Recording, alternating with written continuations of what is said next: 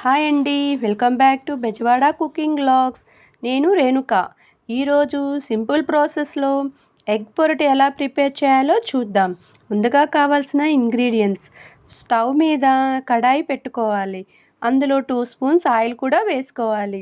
తర్వాత తాలింపు గింజలు, ఎండుమిర్చి, కరివేపాకు వేసుకోవాలి.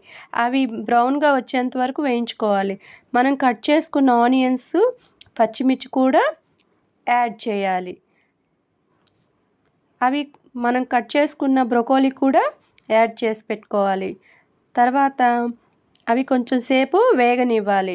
అలా వేగుతున్నప్పుడు చిటికెడు పసుపు కూడా అందులో వేసుకోవాలి.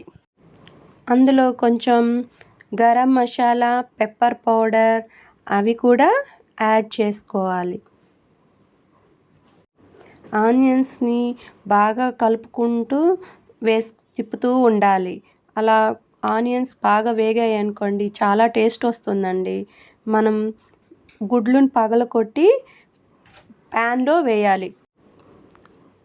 అందులో వేయాలి. తర్వాత గరిటెతో స్లోగా కలుపుకుంటూ గుడ్లు పొరటుగా అయ్యే వరకు తిప్పుతూ ఉండాలి. వేడి వేడి అన్నంలో సాంబారు, ఎగ్ పొరటు తింటే చాలా బాగుంటుందండి. ఎగ్స్లో చాలా ప్రోటీన్, ఫైబర్ కూడా ఉంటాయి. మీకు ఈ రెసిపీ నచ్చితే ట్రై చేయండి.